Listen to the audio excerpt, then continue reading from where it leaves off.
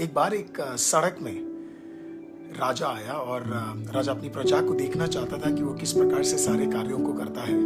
तो वो आया, उसने क्या किया, अपने सैनिकों के साथ मिलकर उसने एक बहुत बड़ा पत्थर उठाया और बिल्कुल सड़क के बीचों बीच रख दिया। और वो देखना चाहता था कि कौन आएगा, कौन उस पत्थर को हटाएगा, कौन लोगों की मदद करेगा उस पत्थर को हटाने के लिए।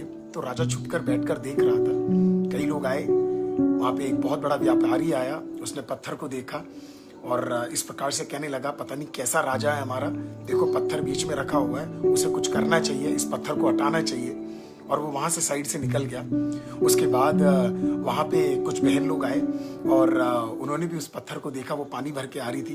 उन्होंने कहा, पता नहीं क्या है ये पत्थर के बीच में रखा हुआ है, पता नहीं क्या क्या चीज चलता रहता है हमारे देश में। और उसने क्या किया, वो भी साइड से निकल गए और पत्थर को कोस के वो निकल गए। ऐसे अनेक लोग आए, बच्चे भी आए, बड़े भी आए, बुजुर्ग भी आए, कई लोग आए। उन्होंने पत्थर को देखा, बहुत कुछ उसके बारे में बोला और फिर वहां से निकल गए। थोड़ी देर बाद वहां से एक बड़ा गरीब सा एक फार्मर आता है।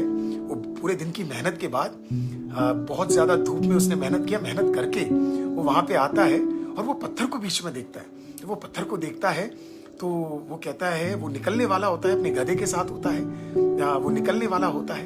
तो वो सोचता है कि यार निकलूं नहीं करूं, ये पत्थर बीच में पड़ा हुआ है, आने वाले लोगों के लिए बड़ी परेशानी होने वाली है। तो वो क्या करता है, अपना डंडा, कुछ सामान वामान लेता है और पत्थर को हटाने के लिए बड़ी मेहनत करता है और करता ही रहता है, करता ही रहता है, करता ही रहता है। और फाइनली बड़ी मेहनत के बाद उसने उस पत्थर को हटाया और जितने भी छोटे छोटे पत्थर वहां थे उन सबको हटाकर उसने क्या किया, उस पत्थर को वहां से पूरी तरह हटाकर उस रोड को बिल्कुल सीधा सही कर दिया उसने। और इस प्रकार से कहा, अब जो आएंगे उनको दिक्कत नहीं होगी। और फिर वो वहां से निकल गया। राजा उस फार्मर को देखकर, उस किसान को देखकर बड़ा खुश होता है।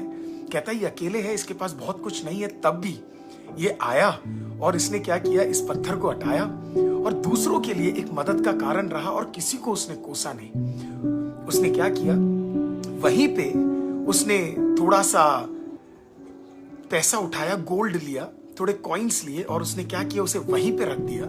और जब किसान वहां से वापस आ रहा था तो उसने वो बैग वहां पे देखा, छोटा सा, और उस बैग को खोला, उसके अंदर एक पर्ची लिखी थी। उसने कहा, ये गोल्ड उसके लिए है, ये चीजें उसके लिए है जिसने यहाँ पे एक पत्थर पड़ा था, उस पत्थर को हटाया और दूसरों के लिए एक सेवा किया। वो किसान बड़ा खुश हुआ, ऊपर वाले का धन्यवाद किया और फिर वो वहां से निकल गया। आज मैं आपको क्या कहना चाहता हूं, कई लोग आए, कई लोगों ने पाप देखा, कई लोगों ने पाप के बारे में बात भी किया, कई लोगों ने बहुत की चीज बोला, लेकिन जब यीशु मसीह आया, आमीन, उसने सिर्फ ये नहीं बोला कि वो गलत है, ये गलत है। यीशु मसीह खुद आए, स्वयं अपनी जीवन को दिया और पाप के लिए वो एक बलिदान ठहर गए।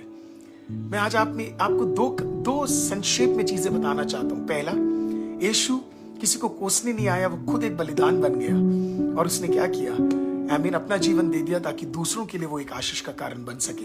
जो यीशु को मानता है वो एक उद्धार को प्राप्त कर सके। दूसरा, हम में से कई लोग जब भी एक परेशानी को देखते हैं, एक ऑब्स्टिकल को देखते हैं, तो हम दूसरों के ऊपर बोल देते हैं कि ये आपकी गलती है, ये आपकी गलती है, दिस इज योर मिस्टेक, है ना, इसकी वजह से ये हो रहा है, उसकी गलती है, आमीन। और फिर वो हम वहां से निकल जाते हैं। आमीन, गलती देखकर कोसना तो बहुत आसान है, लेकिन उस गलती को सुधारना, उस गलती को हटाना और उसके लिए कुछ कार्य करना, ये एक असली व्यक्ति के जीवन में सबसे बड़ा आशीष होता है।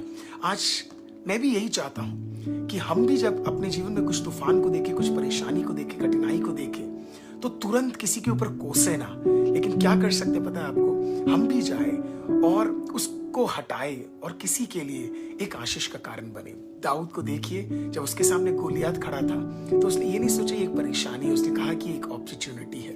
आमीन, यीशु मसीह ने जब पाप को देखा, आमीन, परमेश्वर ने दूसरों को कोसा नहीं, आमीन, उसे अपने ऊपर ले लिया और हमें बचा लिया। आज परमेश्वर भी आपको आशीषित करे और मदद करे कि आप भी इन चीजों को, आमीन, जो भी लाइफ में ऑब्स्टिकल्स आए उसको एक अपॉर्चुनिटी समझकर आप आगे बढ़े। एक छोटा सा गीत बस गाकर आज आपसे अलविदा लेना चाहूंगा। आमीन, बड़ा सुंदर गीत है, मलयालम एक गीत है जिसका ट्रांसलेशन किया गया है। उसके कुछ शब्द इस प्रकार से हैं। आंधिया बन के आए जिंदगी के ये फिकर, आंधिया बन के आए जिंदगी के ये फिकर, कौन है तेरा केवन हारा, है भरोसा तेरा किधर, कौन है तेरा केवन हारा, है भरोसा तेरा किधर। गिन गिन के स्तुति करूं बेशुमार तेरे दानों के लिए, अब तक तूने संभाला मुझे, अपनी बाहों में लिए हुए, अब तक तूने संभाला मुझे, अपनी बाहों में लिए हुए। प्रभु आप सबको आशीषित करे। इस वचन को किसी न किसी के साथ जरूर बांटिएगा। आमीन। एनकरेज कीजिएगा। लाइफ के हर ऑब्स्टिकल को अपॉर्चुनिटी समझिएगा। आमीन। जो भी आंधी आया है वो हटाएगा, वो मदद करेगा, जैसे उसने किया हम भी करेंगे। प्रभु आप सबको आशीषित करे। शालोम। इस वीडियो को जरूर किसी ग्रुप में कहीं ना कहीं शेयर कीजिए। God bless you. शालोम। आमीन।